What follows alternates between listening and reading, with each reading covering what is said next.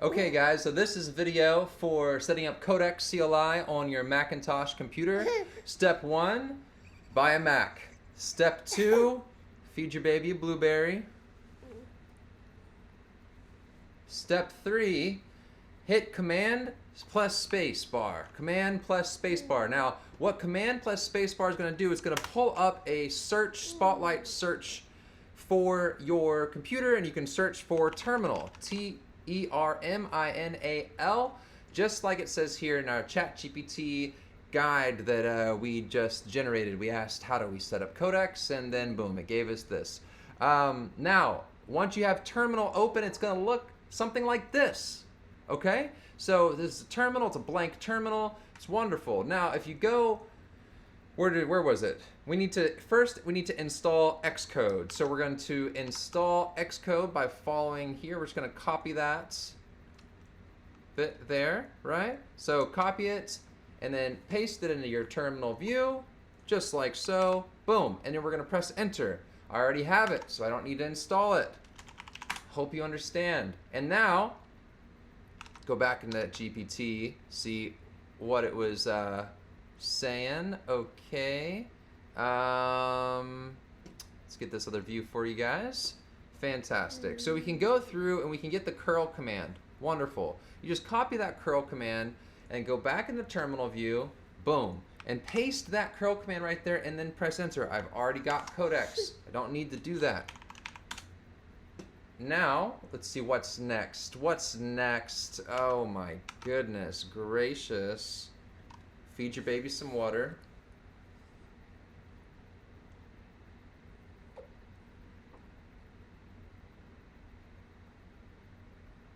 It's thirsty. Water break. Okay. Now we're back. So next we need to prove that we have indeed installed Codex. So we're going to copy this Codex -- version command. We're going to go back into the terminal space and we are going to do Codex. Okay, great. So I've got a pretty updated version of Codex. I guess it's the most updated version. Never too sure, they update things often. Wonderful. Okay, so we've got Codex installed. Is there any other things that it's saying that we should do? Oh my goodness. Oh, it literally just says start Codex. So great. So we'll go back into terminal view. And you know, I'm going to add another step here because I think it's important. These are some Linux commands you should commit to memory. pwd. That tells you where you are. ls, list everything in where you are. So if I ls, you see all this noise. Don't worry about it. It's just folders. Projects I've started, okay? cd, very important. So I can cd into a folder that I have. So this is just like clicking on a folder in your Finder window, okay? Same thing, it's just we're in the terminal. So I can cd into food. Food is a new app that I started. I can ls here. This is everything that exists in food, okay? I can cd ... that goes back up to where I once came. But before I do that, I'm gonna hit pwd just to show you I'm not pulling wool over your eyes. So we have moved into a different directory, right? So if I cd ... pwd again, we are back up in a higher directory. It's like I just pressed the back button on my Finder window. And you're asking me, well, why don't I just do this in Finder? Because this is so much easier once you get the hang of it, I promise you. And you can type clear to clear everything. Wonderful. Okay, great. So what is it? pwd, again, you know, cd into a particular directory. So let's make a directory. This is how you make a directory, mkdir space, and then, well, the directory name. Let's call it Baby Beats, because I have been wanting to do an app for my lovely girl Malika here, because she is great at rhythm, and I want to lean into that. So make her Baby Beats. So we're going to cd baby tracker out. No, Baby Beats. Wonderful. All right. Now we're here in Baby Beats, right? pwd. See where we are. We are in Baby Beats. And if you think I'm lying or whatever, we can do open space dot enter. Now what that does, it pulls up the Finder window that we're all used to seeing. Oh, that's refreshing, right? So now what we can do here in Baby Beats, just type Codex, because we just went through the process of installing Codex, and yes, we do trust it. We want to continue, okay? I also created something called read docs, read-docs. You can find it on npm. You can type npm install -g read docs. Now, you don't have to put it here. You could put it here in Codex, and Codex would probably understand and get it for you. You could also just run this command right in your terminal natural, okay? You could go back to the terminal. See, now we're just back in the terminal again. You could actually run that and get that. So what I'm going to do here is I'm going to close the door because my dog is barking. Abba, please. And then we're going to look at Codex. Okay, great. We've got Codex open. So I'm going to do what I was talking about. I'm going to use my handy little npm install. I'm going to hit Alt here and say, hey, Codex, I would love to start an app called Baby Beats here. As you see that we are in this folder called Baby Beats, and it's going to be a web app. I want you to spin something up locally. Let's just start with really minimalistic, no text, just squares that resemble a beat pad. And I want you to, maybe you can create some interesting sounds for each pad. Maybe have there be 8 pads or 12 pads. Let's say 12 pads to start. All right, thank you so much. Cool, so I just hit Alt again and it automatically puts the text in. It's great, you know, I don't have to type all this. It's really saves my wrists, the carpal tunnel pains that come along with typing on a keyboard many words a day. What am I saying? Okay, cool. So now that is cooking. What we just did within, let's just see, time, you know, 6 minutes, 52 seconds, we have gotten Codex installed on our Macintosh, and we've learned some Linux commands, and now we're creating an application called Baby Beats. All right, I'm gonna pause the video. I'll be right back whenever this is complete. All right, you know what? I actually decided to spin up another video again just because I didn't want to pause it too long. It's only been working for 1 minute and 15 seconds here, but I think it's important so you can kind of see what's happening, right? So this is what we sent earlier, just 1.5 minutes ago or whatever, and this is the output. It's talking back to us. It's, you know, I'll take a quick look at the folder shape first, then I'll scaffold the smallest useful web app in the style that fits what's already here, yada, yada, yada. There's nothing here, so it's going to make things fresh. We started it in this particular folder because we want all of the assets to be in this particular folder. If you don't, you know, start it in a particular folder, the assets might land elsewhere. So this is just a way to contain the intelligent space to work, the workspace that the AI is within. So now what we can do is, while it's working, this is a little tip. When you're in Codex, you can type a new message. You can immediately say, like, you know, I want to make sure the colors are vibrant and interesting,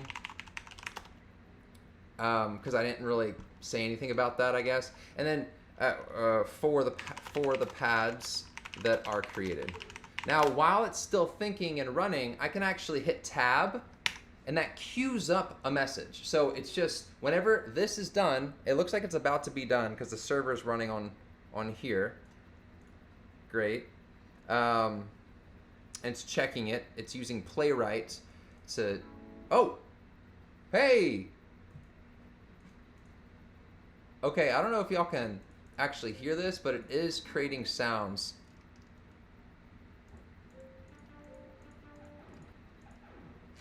Hold on. Can y'all hear that? That's kind of crazy, actually. Hold on. Let me turn this up. Oh, okay. Well, all right. Well, it's checking something. There. Okay, we're back. Oh. Hey. Okay. Whoa. You like that, Malika? Look at Malika. Whoa, right? You want to eat another blueberry? Here you go, babe. Go, baby. Okay. Whoa. Ooh, that's cool. Oh, I'm having. Oh man, this is great. Okay, so it's cooking right now. It's just spinning up. It's trying to make sure it's mobile responsive. It's doing all the things that a developer like myself used to struggle so much with. Because guys, I am no, genius. I'm no top engineer at Microsoft. I'm, and even if I was, those guys would take maybe an hour to crank something like this out. And now we've just done it in, I don't know, maybe less than 10 minutes, it looks like. So it's still working. It's still working, and it hasn't even hit our next vibrant color. I mean, these are pretty vibrant. Maybe. Okay, here's another tip. So like it says Shift plus left arrow, and I can kind of take back that queued up message because I don't really want to send it. I like the colors that it gave us. So you know what? I'm gonna just hit Control C. I'll hit Control plus C, and that's gonna delete the message without interrupting the agent. Now, Claude Code, I'm pretty sure has some things that if you hit Control C, it like stops the agent. So be careful with Claude Code. I also use Claude Code a lot as well, but Codex is my daily driver.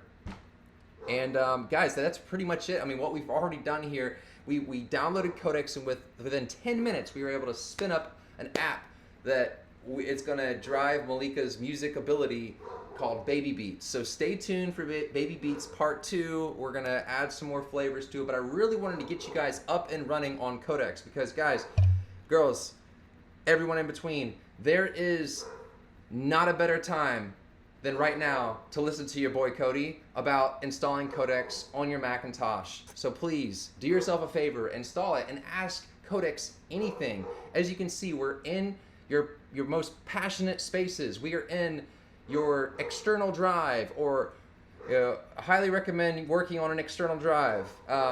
Manage your storage correctly, but you could work on your main hard drive. You can work anywhere in your folder space. You can go to that very particular spots and start work.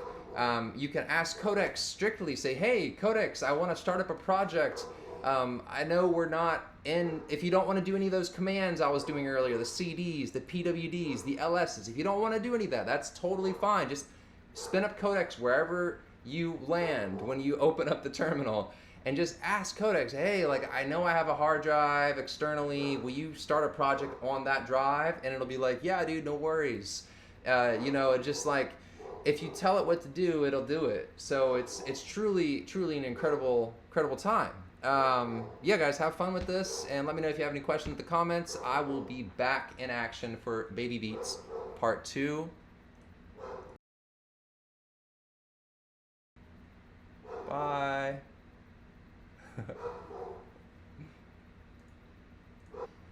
Guys, I totally forgot that you're probably not gonna have a ChatGPT subscription. You will need to have a ChatGPT subscription unless you want to use an open source model. I highly recommend getting the $20 sub to ChatGPT, so then you can get access to the best model in the world, 5.5, and use that in your Codex harness. So go ahead and splurge the $20. I've got your back. If you have any questions, just holler. I'm more than happy to do a one-on-one session with you to get you up to speed, totally free. Just hit me up if that's something that you really need.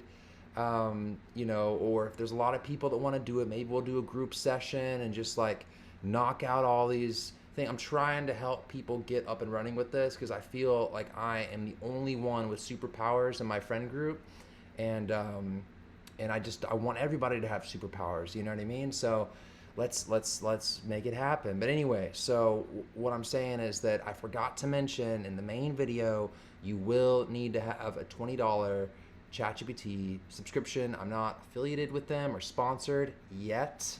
Looking at you, Sam Altman. No, Tebow, my boy. For real though, get the sub. I think I've got the $200 sub because I'm doing massive amounts of programming, and I'm still like barely hitting 50, 60, 70% because they keep making it cheaper and cheaper. and I'm doing more and more work. It's just wild, guys. Anyway, so get the $20 a month sub. Just sub for 1 month. See what all the hype's about. And I promise, with me in your toolkit, you're gonna be just fine. You're gonna be more than fine. You're gonna be super fine. All right, peace, guys.